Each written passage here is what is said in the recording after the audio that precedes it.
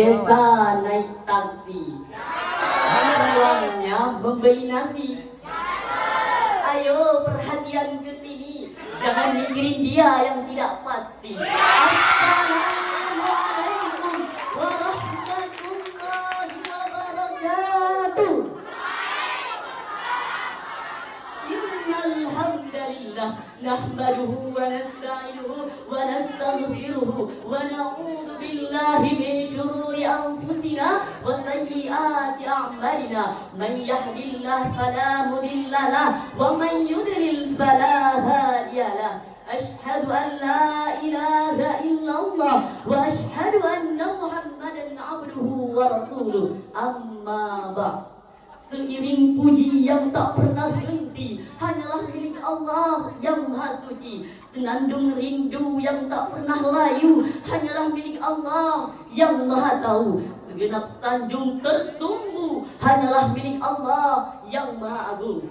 Salawat berbingkai salam mari kita sanjung sajikan kepada mahkota alam, libur gala di kala duka, kuat kalbu di kala rindu, penenang hati di kala tersakiti, yakni Habibana wa Nabiyana wa Rasulana Muhammad sallallahu alaihi wasallam.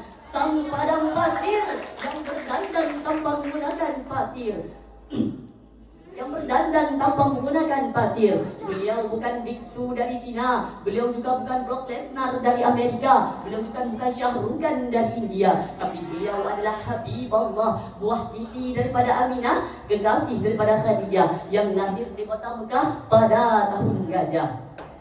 Penghormatan terbesar saya kepada waris keluarga yang rela menghabiskan rupiah dan minyak mobilnya hanya untuk sesuap nasi para santri-santrinya. Penghormatan saya kepada pimpinan Dayah Kemarul Al-Aziziyah Abi Irfan Jalaluddin. Penghormatan saya kepada Dewan Juri yang baik hati, wajah berseri-seri yang telah menemani hingga kini, yang dirahmati Sang Ilahi.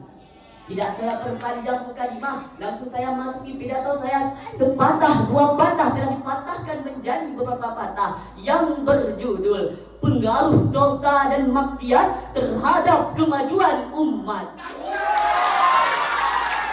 Tahukah kita bahwasanya Islam pernah memimpin dan mengendalikan dunia selama berabad-abad, namun kemudian kepemimpinannya runtuh, keadaannya berubah dengan sangat mencolok. Musuh-musuh Islam mengepung, berbagai bencana menimpa, berbagai musibah melanda secara bertubi-tubi. Fakta yang mengenaskan dan kondisi yang memilukan ini seharusnya menjadi bahan koreksi bagi kita, penerus peradaban Islam di masa ini. Apa yang telah menimpa kita umat Islam? Apa yang mendera umat kita hingga terpuruk dan terhina? Apa faktor-faktor yang membuat kita sampai ke titik nadir yang telah berada di puncak kejayaan? Jawabannya terdapat dalam Al-Quran yang berbunyi, A'udzu billahi minasy syaithanir rajim. Bismillahirrahmanirrahim. Wa ma asabakum min musibatin fabima kasabat aydikum wa ya'fu an katsir. Dan apa saja musibah yang menimpamu itu disebabkan oleh perbuatan tanganmu sendiri. Sesungguhnya dia Allah mengampuni semua kesalahan-kesalahanmu. Quran surah Asy-Syura ayat 30. Hadirin yang dimuliakan oleh Allah, sesungguhnya perbuatan dosa dan maksiat itu memiliki dampak yang sangat buruk terhadap kesehatan badan dan hati kita, dibalik memberikan kesialan yang nyata dalam hidup umat dan bangsa. Al-Imam Al-Lamamah Ibnu Qayyim Al-Zawjiyah rahimakumullah menyatakan bahwa perlu diketahui bahwasanya dosa dan maksiat itu memiliki dampak yang sangat buruk. Sudah tentu dampak tersebut terasa dalam hati sebagaimana racun berdampak buruk terhadap tubuh. Bukankah setiap kejahatan dan penyakit yang ada di dunia dan di akhirat disebabkan oleh dosa dan maksiat, wahai penonton? Apa yang membuat Adam dan Hawa harus keluar dari surga?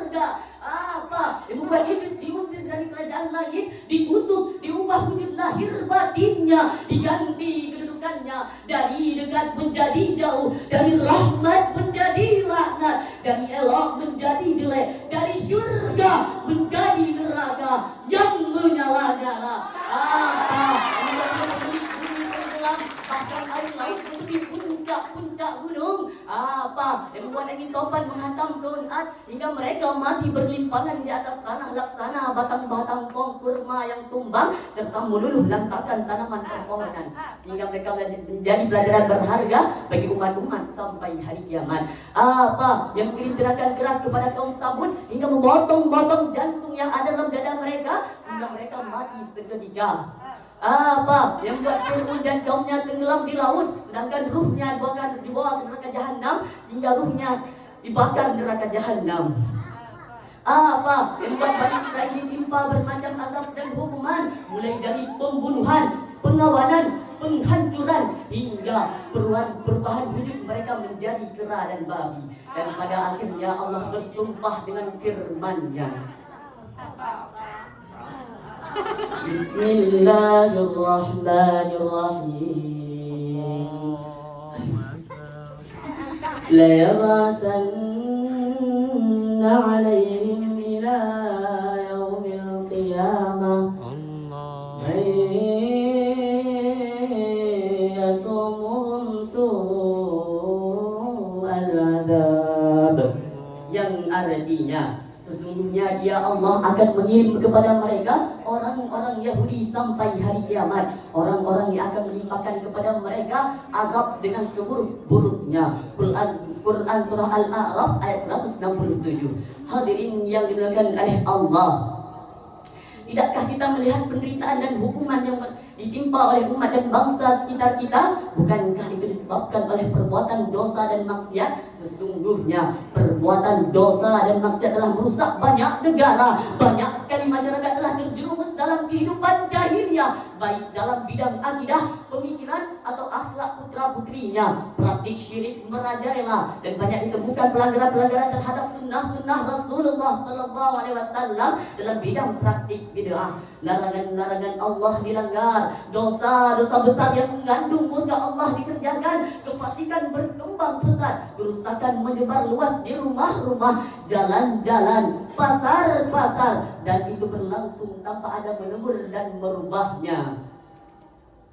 Dan siapapun tahu betapa parah keserbabolehan pragmatisme disiarkan oleh stasiun-stasiun TV. Bahkan ada dosa-dosa besar yang dibangga-banggakan oleh semua orang. Na'udzubillah.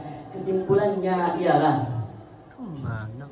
sesungguhnya perbuatan dosa dan maksiat itu memiliki dampak buruk terhadap kesehatan badan dan hati kita, dibanding memberikan kesialan yang nyata dalam hidup umat dan bangsa. Betapa besar kebesaran Allah terhadap hamba-hambanya. Tidak cukupkah peringatan itu tersebut bagi anda, wahai hamba Allah? Tidak bergunalah pelajaran bisa kita petik dari kejadian masa lalu maupun di masa kini. Sungguh umat Islam benar-benar hidup di era keterasingan dari Islam di tengah penjuru jahanam. Na'udzubillah. Hidup sendirian tanpa kekasih. Sekian, terima kasih. Naik sepeda nggak boleh jatuh. Wassalamualaikum warahmatullahi wabarakatuh. Waalaikumsalam warahmatullahi wabarakatuh. Peserta yang barusan tampil dengan nomor undian 007 atas nama Muhammad Aulia Rahman, berasal dari Uten Bayi, Kecamatan Bandar